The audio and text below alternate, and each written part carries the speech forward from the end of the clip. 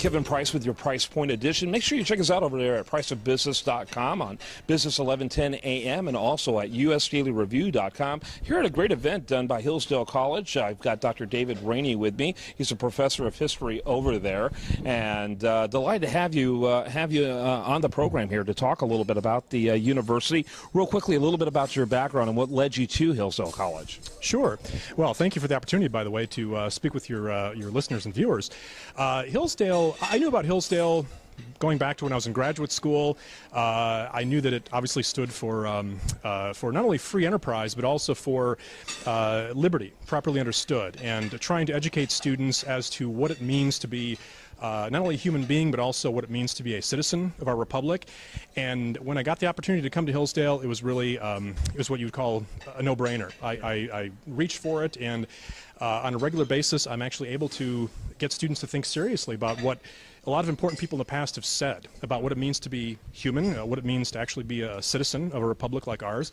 And I think that's so crucial, especially in this day and age when we face any number of serious issues before us. People have to have a firm grounding in those ideas. So I'm gathered when I heard you speak today that you gathered rather quickly that you would have a difficult time fitting in academically in a lot of institutions, maybe even finding it challenging to be placed in some of those institutions. And so I imagine rather quickly you became passionate about being connected with a school like Hillsdale, because there's literally not a school like it elsewhere.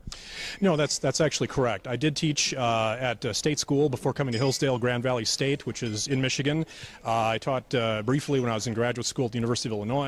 And those were obviously very different places. I had some very talented students, wonderful students, but there was certainly an orthodoxy at those schools, both within the graduate program but also among faculty members, that unless you were subscribing to the liberal, sort of left-wing view of the world, then you really weren't welcome. And I unfortunately had some friends in graduate school who were winnowed out of the program, so to speak, because of their conservative views.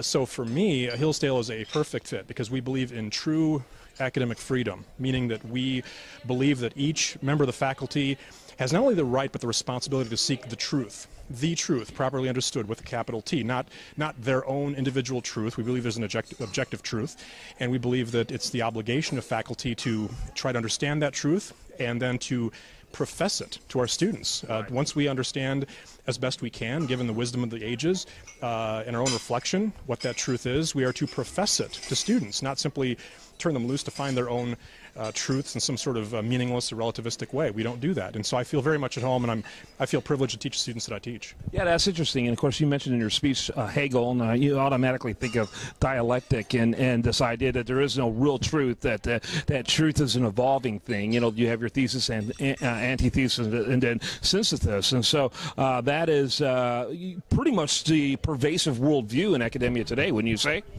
No, it definitely is. And I think some people blindly subscribe to this notion of progress, that simply because we are moving forward into the future in some sort of linear temporal fashion, that things are bound to get better, and that somehow just because we live after others who have gone before us, that makes us superior to them.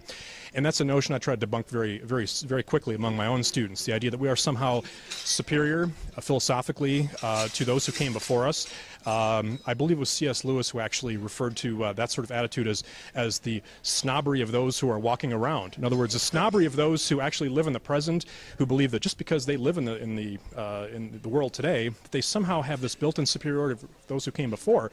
And I think that's subconsciously linked to Hegel's idea of progress, that just by moving forward in time, things are getting better and better, and this is somehow some sort of a divine plan. And I tried my best to make students understand that there's a certain pride and hubris in automatically thinking that you are somehow better, more enlightened than those who came before. Just because they have a cell phone and Plato didn't, that doesn't give them that entitlement. That's true. I loved your in your presentation where you talked about the ancient, the old worldviews were largely totalitarian, and they were about the community. The individual mattered very little. It's the community that mattered. And ironically, that's exactly what the progressives are all about. Progressives are actually touting old worldviews, the idea of liberty, the individual mattering.